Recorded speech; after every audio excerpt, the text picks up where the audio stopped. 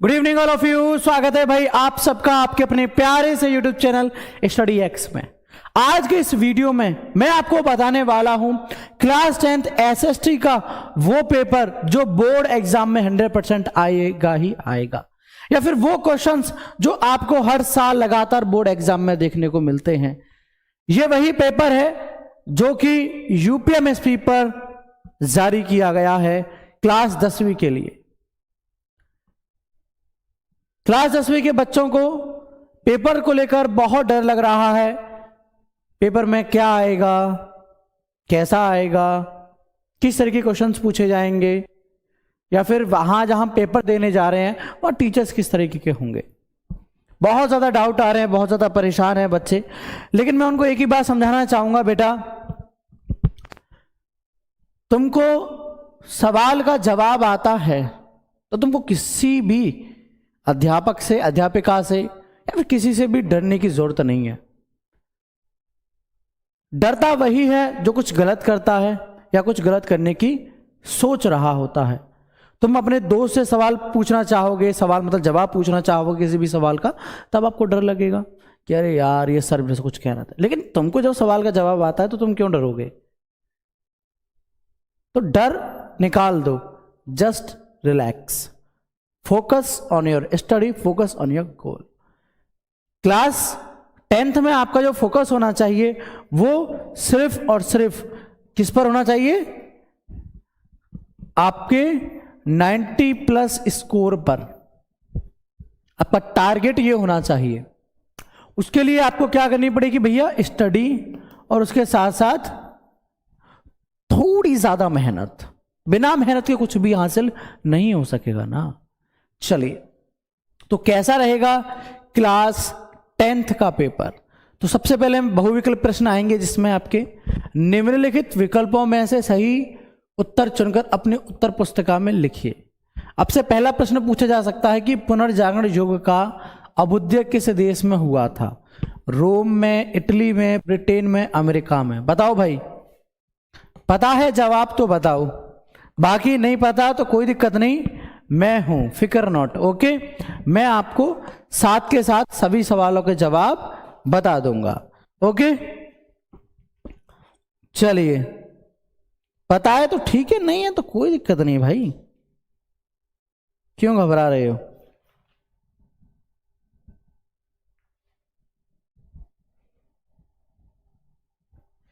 चलें, जितने भी बच्चे बी यानी कि इटली में आंसर कर रहे हैं उनका आंसर सही है। पुनर्जागरण युग का अभ्युदय किस देश में हुआ था? इटली में। कहां हुआ था भाई? इटली में। ठीक है, इटली। ओके, याद रखना, एसएसटी का पेपर है आपका। जापान की सबसे प्राचीन मुद्रित पुस्तक थी डायमंड सूत्र, डायमंड पॉकेट, यूनिवर्सल ट्रुथ, या फिर ए होली प्लेस? बताओ भाई, जापान की सबसे प्राचीन मुद्रित पुस्तक थी, कौन सी थी? दूसरे का आंसर करो, करिए, बताइए। जापान की सबसे प्राचीन मुद्रित पुस्तक थी, कौन सी थी? Comment now. डायमंड सूत्र, यानी कि ए में जितने भी बच्चे आंसर कर रहे हैं सही है। मेरा अगला सवाल है, भारतीय राष्ट्रीय कांग्रेस की स्थापना हुई सन 1882 ईस्वी में, सन 1884 ईस्वी में, सन 1885 में, या फिर सन 1886 में? शुरुआत में आपसे 20 बहुविकल्पीय प्रश्न पूछे जाएंगे। इन प्रश्नों के जवाब आपको ऐसे लिखकर नहीं देने हैं। ओएमआर सीट आपको मिलेगी, उस ओएमआर सीट में आपको जवाब देने हैं इन बहुविकल्पीय प्रश्नों के। बहुत से सर ओएमआर सीट कैसे होती है? चलो मैं ओएमआर सीट भी आपको दिखाई देता हूं। ठीक है, आपके अंदर का डर खत्म होना चाहिए कुल मिलाकर। लाइक ओएमआर सीट जो आएगी आपकी, वो जो है कुछ, गिव मी अ सेकेंड, हाँ, ओएमआर सीट जो आएगी अभी वो कुछ इस तरह से आने वाली है। ठीक है, जिसमें आपसे, जैसे कि आपसे पहले प्रश्न का जवाब बी था, तो आप पहले का बी में जवाब करेंगे। यहां पर पहले का बी में जवाब करोगे। ब्लैक कलर कर लो, ठीक है, इसको देखो, या भी मैंने ब्लैक कर लिया। मेरे पहले का ए बी था ना, तो मैं बी में करूंगा। मेरे दूसरे सवाल का जवाब ए में था, तो मैं ए में कर दूंगा। ऐसे ही आप प्रत्येक सवाल के आपको आंसर करने हैं, ठीक है। तो यही है इनमें से, ठीक है। चलिए फिलहाल तीसरे का आंसर बताइए। बी सी, चलो बच्चे कंफ्यूज दिख रहे हैं, कोई दिक्कत नहीं। जितने भी बच्चे सी में आंसर दे रहे हैं 1885 ईस्वी में, उनका जवाब बिल्कुल सही है, बिल्कुल राइट है, ठीक है। हाँ अगला प्रश्न, महामंदी का प्रारंभ किस वर्ष हुआ? 1919 ईस्वी से, 1824 ईस्वी से, या फिर 1929 से, या फिर 1934 से? बताओ भाई, महामंदी का प्रारंभ किस वर्ष हुआ? किस वर्ष हुआ था भाई महामंदी का प्रारंभ?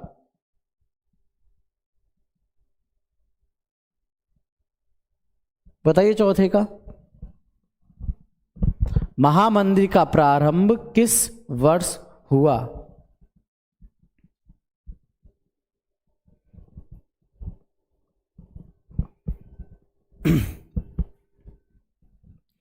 चलो जितने भी बच्चे सी यानी कि 1929 में आंसर कर रहे हैं उनका आंसर सही है।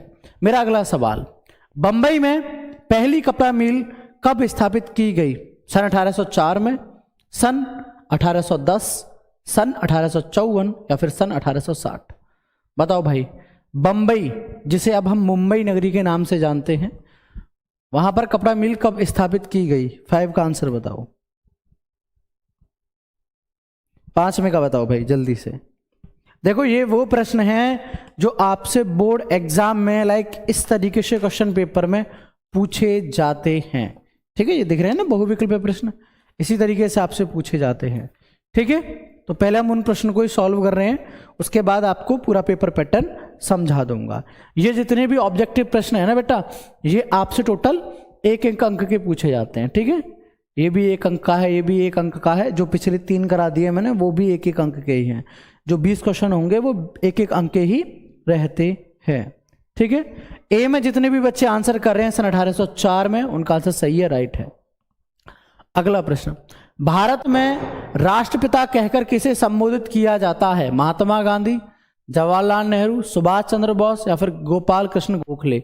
इस सवाल का जवाब तो शायद ही कोई बच्चा होगा जो नहीं जानता होगा, वरना भाई सब जानते होंगे राष्ट्रपिता के नाम से किसको जाना जाता है, सब जानते होंगे इसका जवाब तो। ऑफ कोर्स यार, महात्मा गांधी, ठीक है।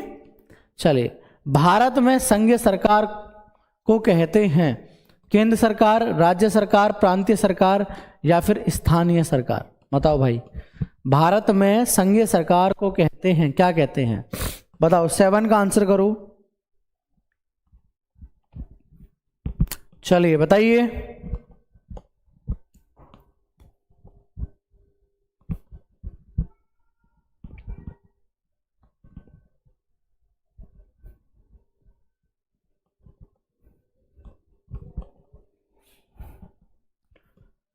चलिए, भारत में संघीय सरकार कहते हैं केंद्र सरकार को, ठीक है। किसको कहते हैं? केंद्र सरकार को।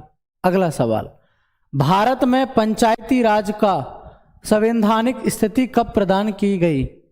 पंचायती राज को संवैधानिक स्थिति कब प्रदान की गई? सन 1980 में, 1990 में, 1993 में या फिर 2004 में? बताओ भाई, 8वें का आंसर करो।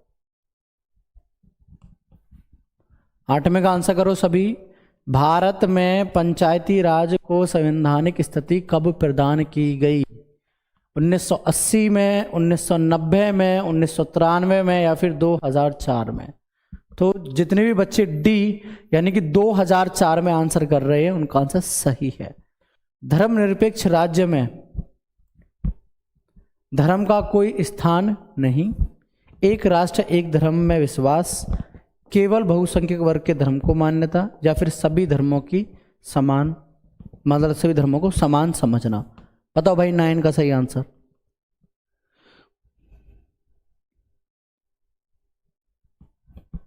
धर्म निरपेक्ष राज्य में, धर्म निरपेक्ष शब्द का अर्थ आपको आता है तो आप इस सवाल का जवाब बड़े आसानी से दे पाओगे। तो धर्म निरपेक्ष राज्य में सभी धर्मों को समान समझना, ठीक है, धर्मनिरपेक्ष का अर्थ होता है सभी धर्मों में समानता। ठीक है, चलिए डी में जो आंसर कर रहे हैं सही है। अगला प्रश्न, निम्नलिखित में से राजनीतिक दल का कार्य है, निम्नलिखित में से राजनीतिक दल का कार्य है, दल चुनाव लड़ते हैं, और या ऑप्शन बी, दल अलग अलग नीतियों और कार्यक्रमों को मतदाताओं के समक्ष रखते हैं, या ऑप्शन सी, दल ही सरकार बनाते हैं और चलाते हैं, या फिर ऑप्शन डी, उपयुक्त सभी। बताओ भाई, 10वें का आंसर करो। दल चुनाव लड़ते हैं, भैया लड़ते हैं। दल अलग अलग नीतियों और कार्यक्रमों को मतदाताओं के समक्ष रखते हैं, भाई रखते हैं। अपने अपने वादे, झूठे वादे करते हैं ना, तो वो करते हैं। दल ही सरकार बनाते हैं और चलाते हैं, भैया हाँ बात तो सही है। जो दल होते हैं वो एक सरकार को चुनते हैं और फिर उसको बनाते हैं, फिर उसी को चलाते हैं। तो उपयुक्त सभी, मतलब तीनों ही जवाब सही हैं, तो डी यानी कि हमारा उपयुक्त सभी, डी हमारा ऑप्शन बिल्कुल सही है, राइट है। अगला प्रश्न, अजैविक संसाधन हैं, चट्टानें, पशु, पौधे या फिर मछलियां। बताओ भाई, अजैविक संसाधन हैं, चट्टानें हैं, पशु हैं, पौधे हैं या फिर मछलियां हैं। 11वें का आंसर करो भाई।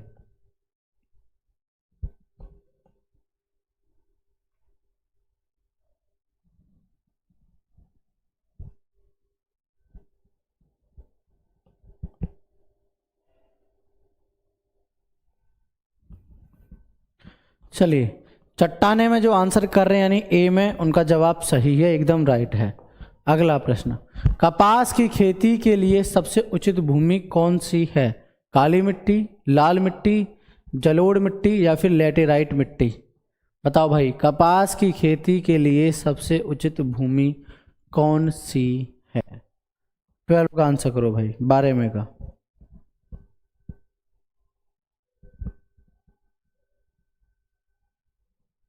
बारह में का आंसर करो।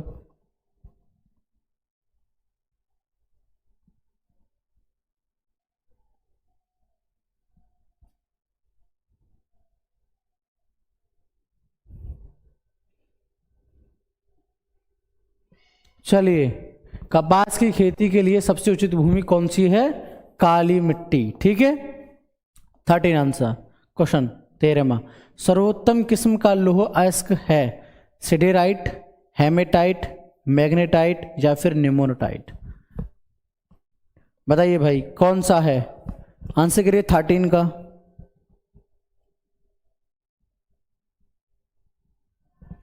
का आंसर करें भाई। सर्वोत्तम किस्म का लौह अयस्क है, सर्वोत्तम किस्म का लौह अयस्क है तो वो है मैग्नेटाइट। ठीक है, ऑप्शन सी हमारा सही है। चलिए अगला प्रश्न, निम्नलिखित में से कौन सा आधारभूत उद्योग है? लोहा इस्पात, एल्यूमिनियम प्रगलन, तांबा प्रगलन या फिर ये सभी। बताओ भाई, निम्नलिखित में से कौन सा आधारभूत उद्योग है? आंसर करो 14 का।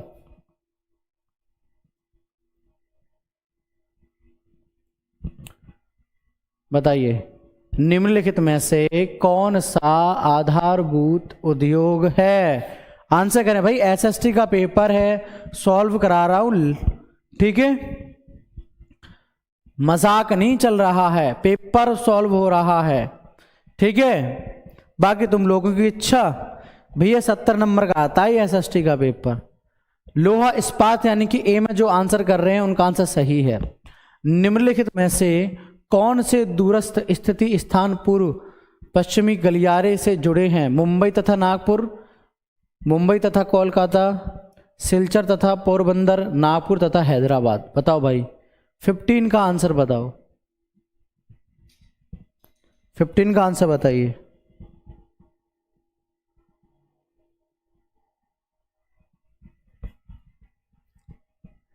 निम्नलिखित में से कौन से दूरस्थ स्थित स्थान पूर्व पश्चिमी गलियारे से जुड़े हैं? तो जितने भी बच्चे सिलचर तथा पोरबंदर यानी कि सी में आंसर कर रहे हैं उनका जवाब बिल्कुल सही है। अगला सवाल, भारत में प्रथम रेलगाड़ी चलाई गई थी, हमारे इस भारत देश में प्रथम रेलगाड़ी चलाई गई थी किस सन में? सन 1853 में, सन 1857 में, सन 1863 में, या फिर सन 1872 में? बताओ भाई, भारत में प्रथम रेलगाड़ी चलाई गई थी किस सन में? भारत में प्रथम रेलगाड़ी चलाई गई थी? 16 का आंसर करो।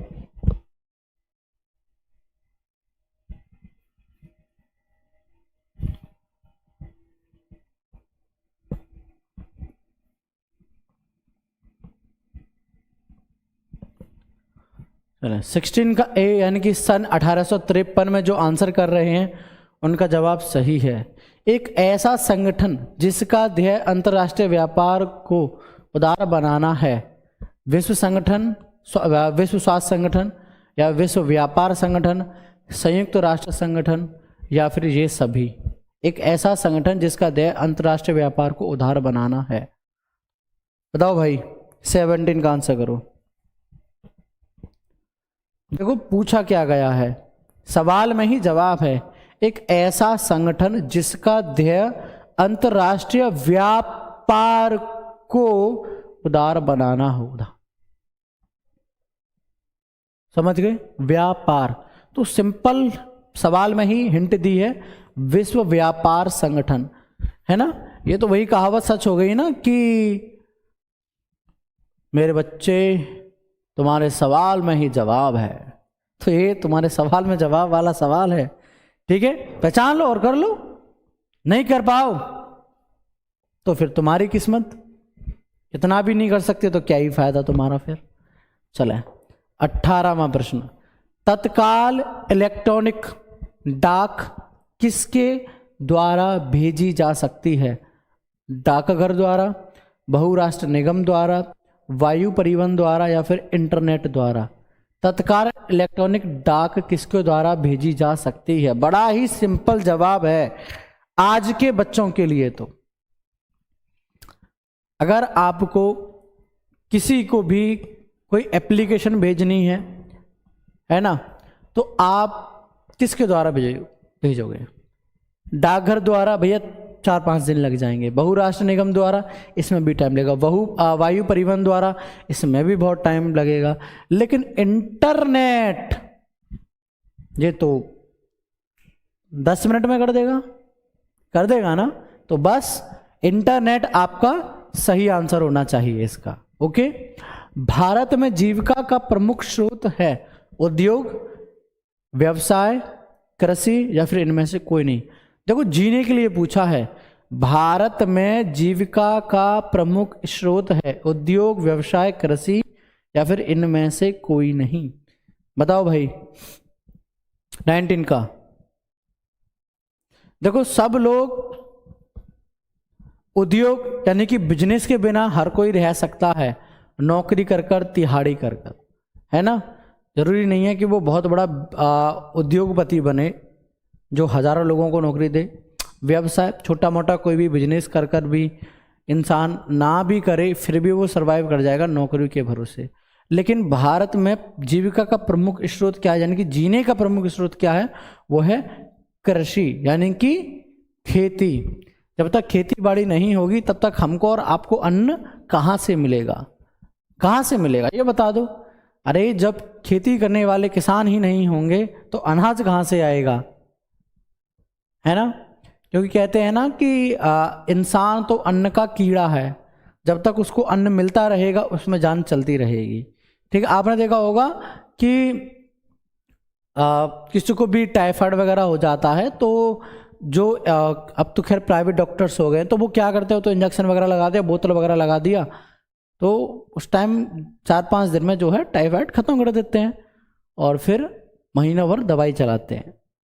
लेकिन वहीं पर जो वैद्य वगैरह होते थे वो क्या करते थे, वो 3 दिन की दवाई देते थे और कह देते थे भैया 3 दिन तुमको अन्न का दाना नहीं खाना, यानी कि तुमको रोटी नहीं खानी है, तुम खा सकते हो चीकू या फिर आलू, वो भी भुने हुए चूल्हे में। ठीक है, उबाल कर नहीं, चूल्हे में भुने हुए हैं वो भी आप खा सकते हो, थोड़ा थोड़ा नमक मिर्च डालकर, बस इतना देते थे वो, है ना। अब इसके सहारे भी वो 3 दिन में ऐसा हो जाता था अधमरा कर 10-5 कदम चल जाए, और वहीं 3 दिन बाद उसको 2 दिन लगातार खाना मिल जाता था। अच्छा, भाई साहब तीसरे दिन वो आराम से 20 किलो 50 किलो वजन लेके एक गांव का चक्कर लगा दे, एक आराम से एक चक्कर मार देगा। मतलब तो अन्न का कीड़ा है मनुष्य। तो अन्न किससे आता है? कृषि यानी कि किसान से आता है। ठीक है, ये जवाब सही है। लास्ट प्रश्न ऑब्जेक्टिव इसमें, कोपरा के अंतर्गत उपभोक्ता विवादों के निपटारे के लिए स्थापित किया गया है जिला मंच, राज्य मंच, राष्ट्रीय मंच या फिर ये सभी। कोपरा के अंतर्गत उपभोक्ता विवादों के लिए स्थापित किया गया है जिला मंच, राज्य मंच, राष्ट्रीय मंच या फिर ये सभी। 20 का आंसर करो भाई। अरे भाई उपभोक्ता कोई भी हो सकता है, ठीक है, वो एक जिले से भी आ सकता है या फिर एक राज्य से भी आ सकता है या फिर राष्ट्र से भी आ सकता है, यानी पूरे देश से भी कोई आ सकता है। तो हम ये सभी में इसका आंसर करेंगे। इसके साथ आपके इसके जो 20 बहुविकल्पीय प्रश्न थे पेपर के वो हो जाते हैं कंप्लीट। अब इसके बाद आगे का पूरा पेपर पोर्शन समझाता हूं। खंड बा जो कि आपका बाकी के 50 अंक का आता है। देखो 20 अंक के तो आपके ऑब्जेक्टिव हो गए जिनको आप OMR में जवाब दे दोगे। ठीक है, मुझे तो फिर भी इतना टाइम लगा है, तुमको इतना टाइम भी नहीं लगेगा OMR करने में। ठीक है, वर्णनात्मक प्रश्न 1, निम्न प्रश्नों के उत्तर प्रत्येक लगभग 80 शब्द में होने चाहिए। मतलब एक पेज पर तो एक सवाल का जवाब होना चाहिए, क्योंकि उसी पर आपके जो है 80 शब्द आने वाले हैं। उससे पहले आपके जो है 80 शब्द वो नहीं आएंगे। मेरे पास कॉपी है बोर्ड की, मैं आपको दिखाता हूं कितनी बड़ी कॉपी होती है। देखो इतनी बड़ी कॉपी आएगी आपके सामने। ये हाई स्कूल परीक्षा उत्तर प्रदेश हाई स्कूल की ही कॉपी है, हाई स्कूल विद्यार्थियों के लिए। इस पर एक पेज में आपका सवाल होना चाहिए, सवाल का जवाब होना चाहिए। उस पर आप 80 शब्दों में आराम से जवाब लिख दोगे। तो प्रश्न क्या पूछा है? नमक सत्याग्रह क्यों प्रारंभ किया गया था, उसका संक्षिप्त विवरण दीजिए। अथवा कुछ लोग किताबों की सुलभता को लेकर चिंतित क्यों थे। ये 2 प्रश्न हैं। पहला प्रश्न पूछा, मतलब पहले अंक डालकर पहले के 2 हैं, अथवा में से दोनों में से एक करना है। और ये एक ही प्रश्न 4 अंक का है। कितने अंक का है बेटा? 4 अंक का। दूसरा पूछा आपसे उत्तरदायी शासन क्या है, इसकी विशेषता लिखिए। या फिर यानी कि अथवा करके प्रजातंत्र में राजनीतिक दलों का महत्व लिखिए। इसमें से और इसमें से दोनों में से सिर्फ एक का ही जवाब देना, आपको 4 अंक इसके मिल जाएंगे। तीसरा आपसे पूछा है जैव विविधता का अर्थ व मानव जीवन के लिए इसका महत्व बताइए। अथवा करके दूसरा क्वेश्चन है जल दुर्लभता क्या है, इसके 3 मुख्य कारण बताइए। इन दोनों में से एक प्रश्न करना, 4 अंक आपको इसके मिल जाएंगे। अगला प्रश्न, क्या कारण है कि बैंक कुछ कर्जदारों को कर्ज देने के लिए तैयार नहीं होते। अथवा करके दूसरा प्रश्न, भारत में विदेशी निवेश की आकर्षित करने के लिए कोई 3 उपाय सुझाइए। इसमें से या फिर इसमें से एक का जवाब देना, 4 अंक आपको इसके मिल जाएंगे। ठीक है ना। आपके इस तरीके से इसमें से 4 प्रश्न पूछे जाएंगे और 4 प्रश्न 4 नंबर के। तो 4 चौक 16 अंक के आपके सामने जो है 80 शब्दों के 4 प्रश्न आएंगे।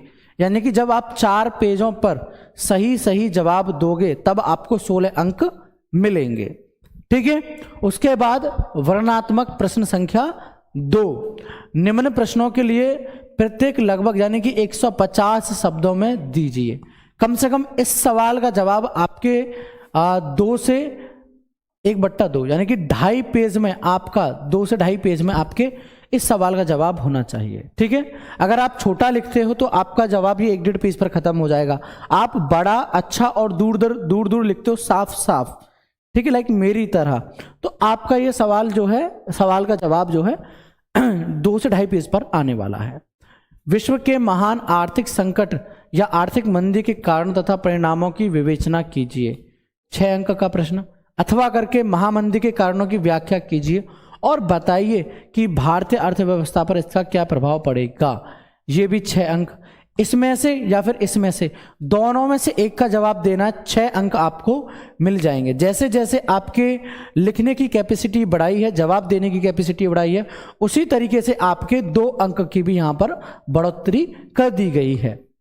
ठीक है। 6वां प्रश्न है सांप्रदायिकता की अवधारणा को स्पष्ट करते हुए भारतीय राजनीति में इसकी अभिव्यक्ति के विभिन्न रूपों को स्पष्ट कीजिए, अथवा सांप्रदायिकता लोकतंत्र के लिए घातक है, 2 कारण लिखिए। इन दोनों में से सिर्फ एक का ही जवाब देना, 6 अंक आपको इसके मिल जाएंगे। यानी कि यहाँ आपको 4 प्रश्नों के जवाब देने के बाद 12 नंबर मिले थे, वो 16 नंबर मिले थे, ठीक है। यहाँ आपको 2 प्रश्नों के जवाब देने पर ही 12 अंक मिल चुके हैं, ठीक है। 7वां प्रश्न, ऊर्जा के गैर परंपरागत 4 स्रोतों का वर्णन कीजिए। ये आता है तो ये कर दो, अथवा करके भारत में गैर परंपरागत संसाधनों का वर्णन कीजिए। इन दोनों में से एक का कर दीजिए, 6 अंक इसके मिल जाएंगे। 8वां प्रश्न, भारत में उपभोक्ता आंदोलन की शुरुआत किन कारणों से हुई, इसके विकास के बारे में पता लगाएं, ठीक है। ये आ जाए तो ये कर लो, नहीं तो अथवा करके मुद्रा आवश्यकताओं के दोहरे संयोग की समस्या को किस तरह सुलझाती है, ये कर लीजिए। 6 अंक का ये आएगा आपका। दोनों में से कोई एक कर लो भैया, आपका काम हो जाएगा। देखो मेरे प्यारे बच्चों, कठिन कुछ भी नहीं है, अगर तुम पढ़ना ना छोड़ो, तुम मेहनत करना ना छोड़ो, ठीक है। अब यहां पर 4-4 नंबर के 4 प्रश्न पूछे गए, 6-6 नंबर के 4 प्रश्न पूछे गए। 4 चौक 16 और 6 चौक 6 कम 6, 6 दूनी 12, 6 ते 18, 6 चौक को अरे 24 और 16 कितना हुआ? अरे अभी भी आवाज नहीं आ रही तुम्हारी तो। 40 अंक भैया, 40 अंक आपके इन प्रश्नों के हो गए जो कि 80 शब्द में और 150 शब्दों में थे। 20 अंक आपके बहुविकल्प प्रश्न के हो गए, यानी कि अब तक हमने 60 अंक का पेपर बड़े आराम से समझ लिया।